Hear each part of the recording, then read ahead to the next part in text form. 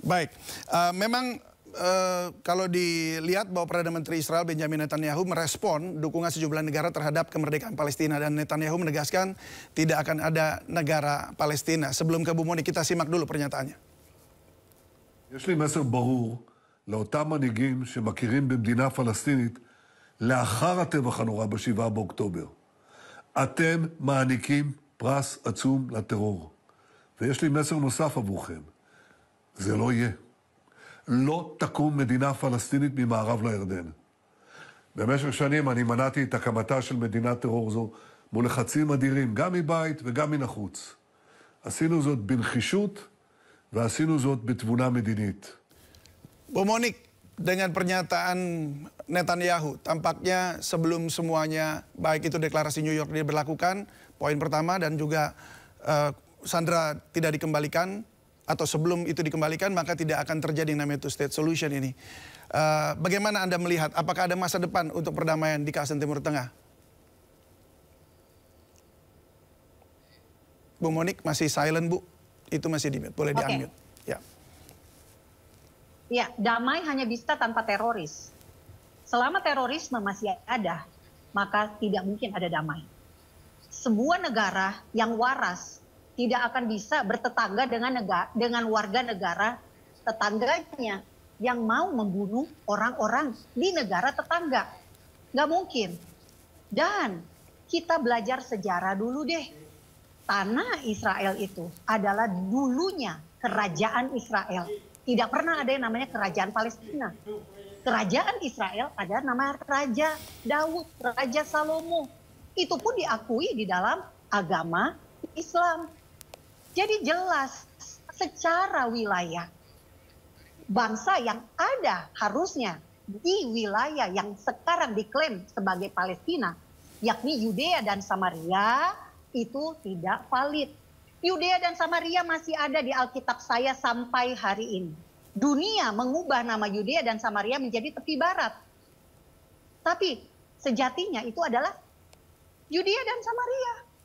Jadi kalau Indonesia mau menuntut adanya negara Palestina, pertanyaannya negaranya di mana? Wilayahnya di mana? Kita balik lagi ke konvensi Montevideo. Syaratnya apa? Satu, ada wilayah. Kedua, status penduduk yang tetap.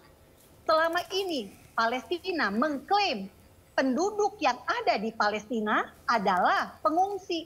Jadi nggak masuk. Pengungsi itu bukan penduduk tetap. Yang ketiga, adanya pemerintahan yang efektif. Sekarang Bapak Ibu tahu nggak? Hamas sama Fatah berantem.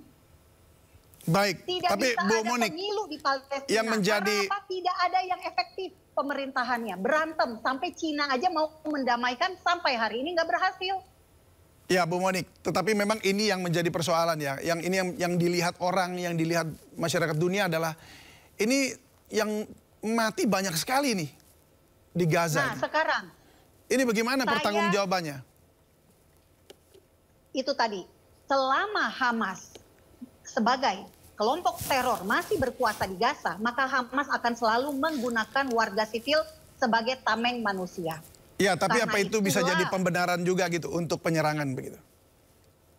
Israel selalu melakukan perintah evakuasi kepada warga sipil jika ingin menyerang. Harusnya Sindonews tahu hal ini dan menampilkan video ketika Israel memberikan perintah evakuasi melalui udara. Saya lihat media lain di Indonesia memberitakan. Sindo saya tidak lihat. Nah, saat ini Hamas adalah Pemda di Gaza, pemerintah daerah di Gaza. Semua informasi keluar dari Pemda. Kita bisa percaya nggak sama kelompok teror? Saya sih enggak. Jangan-jangan data yang disampaikan adalah data yang tidak sesuai dengan fakta. Kita harus hati-hati juga. Baik. Baik, Bu Monik. Saya kembali ke Bang Novel. Bang Novel, mungkin izin kameranya boleh dibuat ini ya, portrait atau di landscape lagi ya. Sebab ini ya masih terbalik ya gambarnya. Baik. Baik, Bang Novel. Singkat saja. Ya. Jadi kalau dilihat Anda ya tampaknya ini kameranya masih terbalik lagi, ada gangguan mungkin dari sisi kameranya Bang Novel. Ya ini jadi miring. handphonenya boleh dikembalikan, nggak apa-apa. Dikembalikan saja, diluruskan saja. Diportrait begitu. Ya, diportrait saja nggak apa-apa. Ya, begini saja nggak apa-apa. Sempat putus jadi, ya. Oke, baik. Lanjut. Terakhir, Bang Novel. Jadi kalau dari dilihat ini bahwa akhirnya Netanyahu tidak mau sampai Hamas betul-betul meletakkan senjata, lalu kemudian mengembalikan semua sandera. Nah, apakah Anda setuju untuk Hamas meletakkan senjata dan mengembalikan semua sandera untuk terwujudnya apa yang dikatakan two-state solution yang juga Anda katakan tadi, Anda setujulah kalau di dunia ini? Gitu. Jadi kita melihat Hamas ini sudah ikut. Yang diikut oleh Hamas ini PBB. Bahkan Amerika pun ikut karena untuk bagaimana selesai terhadap gencatan senjata. Tidak ada jaminan kalau Hamas ini meletakkan senjata, kemudian Netanyahu tidak membombardir daripada Gaza ini, tidak ada jaminan. Karena Netanyahu jelas pernyataannya, tidak ada tempat untuk Palestina. Artinya Netanyahu ini akan berperang terus. Maka kalau sudah pernyataan itu, maka Hamas untuk siap melawan terus.